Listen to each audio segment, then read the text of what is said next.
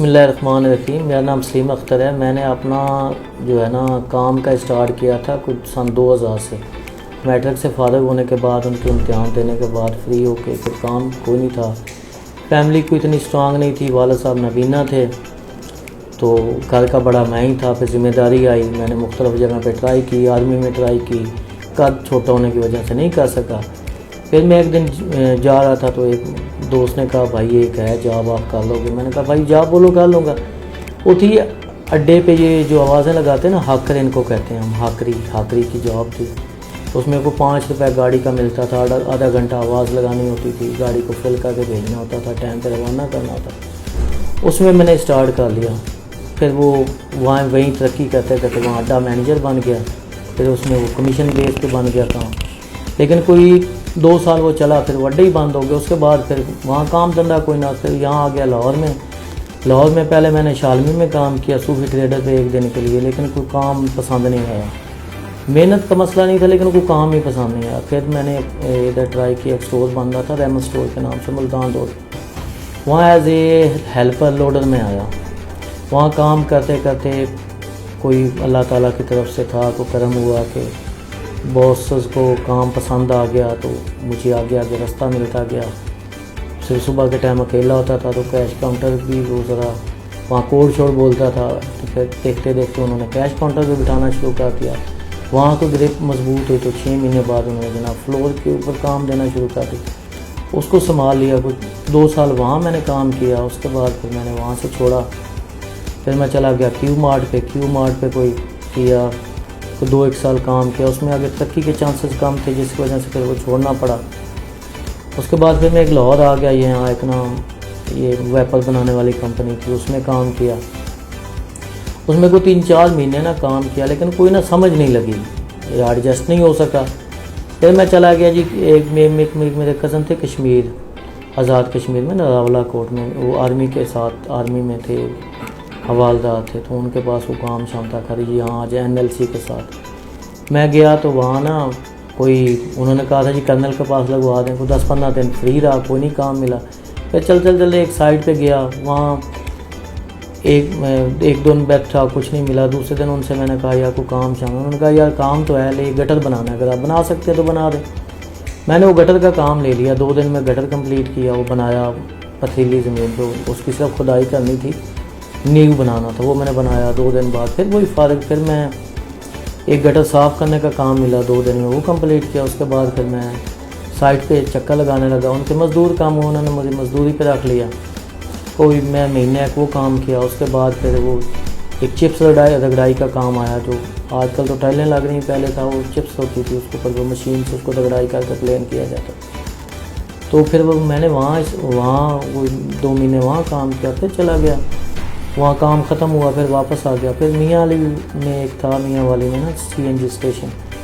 وہاں کچھ عرصہ میں نے ایز اے فلر کام کیا. پھر وہ کام بھی ختم ہو گیا. پھر جی میں ایک کنو فیکٹری میں ایز اے آپ منشی کہہ لیں. یہاں آپ اس کو اکاؤنٹنٹ کہتے ہیں. وہاں اس کو منشی کہتے ہیں. ایز اے منشی کام کیا. وہاں کوئی میں کچھ 6 مہینے کا کام تھا. سیزنل کام تھا کنوں میں. وہ ختم ہوا تو پھر کام کی تلاش جاری. کوئی مختلف اداروں میں ٹرائی کیا لیکن نہیں کام چل سکا. پھر ادھر لاہور میں نے عمران سلیمی صاحب نے اپنا کام اسٹارٹ کیا. انہوں نے بلایا ان کے ساتھ. پھر میں 2008 میں ان کے پاس آ گیا. پہلے ایز اے فلور مینیجر آیا تھا سپروائزر. پھر ترقی کرتے کرتے پرچیز میں آ گیا. پرچیز سے پھر سینٹرل پرچیز مینیجر بن گیا. پرچیز ہیڈ ہوں جناب یہاں پچھلے 13 سال سے یہ کرتے.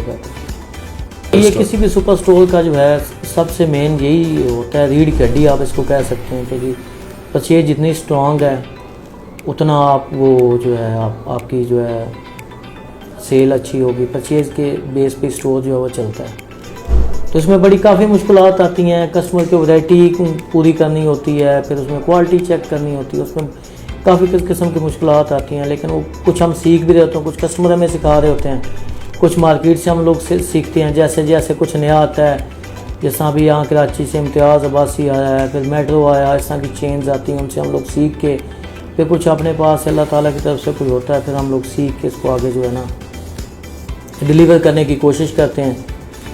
تو الحمدللہ اگر ہم دیکھیں نا شروع سے جب بھی ہم کام اسٹارٹ کیا ہر چیز پہ فخر ہوتا ہے. اصل میں یہ ہوتا ہے یہ ہے کہ جی یہ زندگی ہے زگ زیگ چلتی ہے, نشیب و فراز آتے ہیں, ٹھیک ہے. اس میں یہ ہے کہ بس یہ آپ دیکھ لیں کہ جی جس حال میں بھی آپ نے رہنا ہے آپ اس حال میں خوش رہیں. جب میں ایز اے فلر تھا ایز اے فلر خوش تھا, پھر جب میں ایز اے ہیلپر ہوا ایز اے ہیلپر خوش تھا, کیونکہ اللہ کی رضا پہ راضی. کیونکہ ایک ہر ٹائم نا آپ کو ایک ہوتا ہے کہ جی یار کبھی نہ کبھی تو آپ کو ایک سکوپ ملے گا, ایک بوم آئے گا. تو اس میں نا کبھی میں نے یہ نہیں فیل کیا, کبھی بھی کوئی ایسا لمحہ نہیں کہ جس کو میں نے یادگار نہ سمجھا, چاہے وہ مشکل ترین ہو چاہے وہ آسان ترین ہو, ہر لمحہ زندگی کا یادگار ہوتا ہے. اس سے یادیں آپ کی جڑی ہوتی ہیں, وہ اچھی یا بری جو بھی ہے. اگر دیکھیں بری یادیں ہوں گی تو آپ کو وہ اچھا کچھ دے کے جائیں گی. آپ کوالٹی پہ کبھی بھی کمپرومائز نہ کریں, کیونکہ کسٹمر کرتا ہے کوالٹی لائک. اگر وہ امپورٹڈ چیز مہنگی بھی لے رہا ہے تو لوکل بھی لے سکتا ہے. اپنے معیار کو آپ مینٹین رکھیں. تو ہمیں زیادہ یہی پرابلم آتی ہے, کسٹمر کمپلین آتی ہے کوالٹی کے اوپر. ہم اپنی طرف سے تو ہم فل کوشش کرتے ہیں تو کوئی بھی پروڈکٹ لینے سے پہلے اس کا مکمل سروے کریں, اس کو چیک کریں, ٹیسٹ کریں. اگر ہمیں وہ چیز اچھی لگتی ہے ہم خود وہ کھانا پسند کرتے ہیں تو ایسی چیز ہم کسٹمر کے لیے پسند کرتے ہیں. تو یہ ہے کہ یہ بہت اچھی فیلڈ ہے, کیونکہ اس وقت پاکستان میں صرف یہی کام بچا ہے. باقی نہ تو ہمارے پاس کوئی انڈسٹری ہے نہ کچھ ہے. بس اس میں یہ ہے کہ جتنا آپ لیں گے تو لوگوں کو روزگار بھی ملے گا. اس کی طرف آئیں, اگر آپ کے پاس ہے آپ افورڈ کر سکتے ہیں تو آئیں. ایک بڑا دلچسپ کام بھی ہے. اس میں کوئی وہ آپ کو نا وقت کا احساس نہیں ہوتا, وقت بڑا تیزی سے گزرتا ہے اور آپ کو کچھ سیکھنے کو بھی ملتا ہے.